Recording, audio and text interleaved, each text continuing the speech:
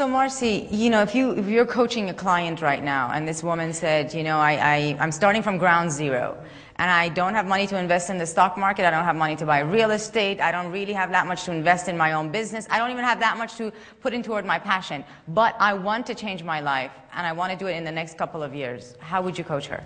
There are two things I would tell her to do. The first one has to do with what we were just talking about, and that is surround yourself with support. We catch the emotions of the people around us like we catch their colds. It's called emotional contagion, and they say that we become the average of the 5 people that we spend the most time with.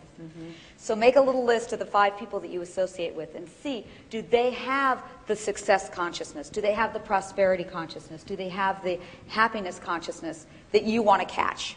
And, you know, create a support group.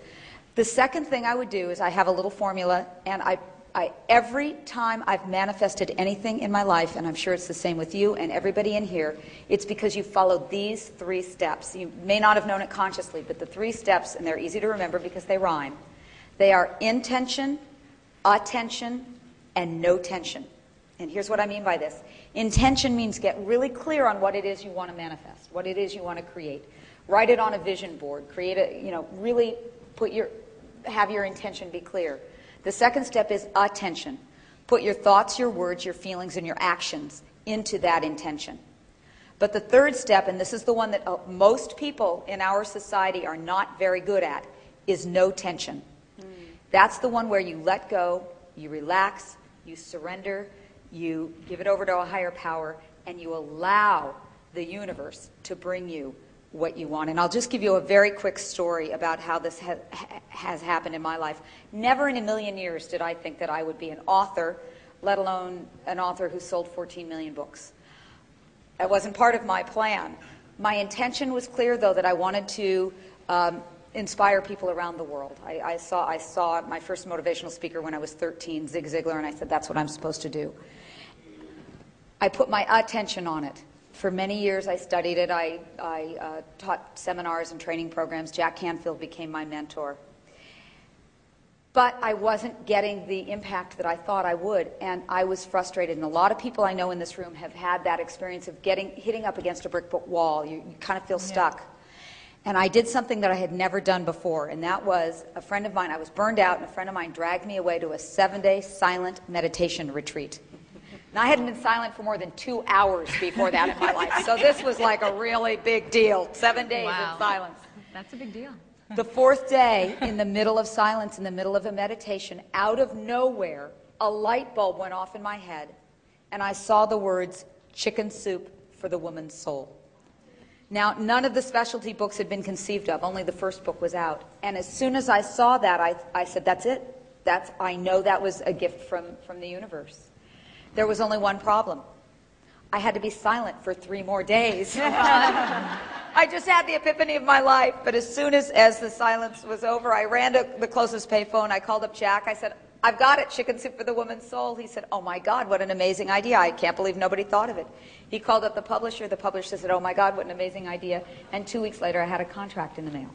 Yeah. Now that only happened because of those 3 steps. I was clear on my intention. I wanted to impact millions of people around the world. I had put my attention on it, so I was ready. But I did that 3rd step of no tension. Yeah. So I really think that's cutting off. Go ahead. It's not getting too attached to the goal. It's letting go. It's relaxing. It's surrendering. It's going to a place of inner centeredness that will ultimately. You need all 3. Now I have to say this because you know I'm as Marci's talking about having a support group. And that works for a lot of women. I want to sort of bring the other point of view if you have one. I don't see Allie as someone who can deal with a support group for you. I see you as someone who says, you're getting in my way.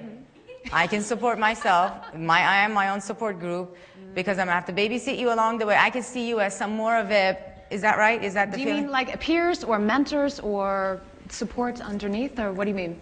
Well, you explain what you meant. Well, for me, a support group is all of it. I've had amazing mentors, Jack Canfield. I've had mastermind groups throughout my life that have been they're my dearest friends to this day. Yeah. And I have an amazing support team around me, people that I truly.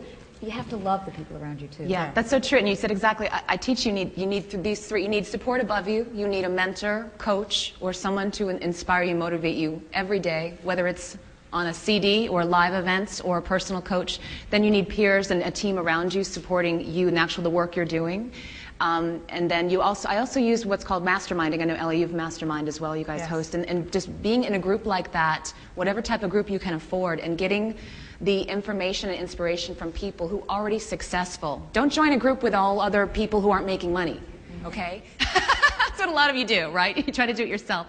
Seek out and invest in groups where you can learn good information and be around other successful women, and that will inspire you more than ever. Yeah. Yeah. Yes. I think it's also really important when you're feeling, just playing on what you're saying, when you're feeling frustrated, who do you call on? Do you call on someone who will commiserate with you in that, or do you call on someone who will help you to drop that and figure out what your next step is so that you can do that next step? Because frustration is just a growth period. It's just, if you never get frustrated, you're not challenging yourself. You're not going to the next place. So if you get frustrated, go, yay, I'm frustrated. You Personal know? growth. Yeah. You know, but call the right people. Call the right people at that time, and make sure that the people that you call, and if it's not the right person the first time, call the next person. And the other thing, you know, that Marcy was saying is, as women, we've got to have time for us. If we all came in here today and we were like, hi, how are you? You know, it's a prosperity panel. Would you really believe us? You know, so the same thing with you. If you don't have the time and the space to nourish yourself, to be with yourself, to listen to yourself, how do you ever know what your intuition sounds like if you're never quiet enough to have a conversation with it? Speaking of intuition, mine says that we have to wrap up this segment because the next one is going to start in just a minute. So we're going to go a lot deeper with our prosperity panel in just about a minute or so.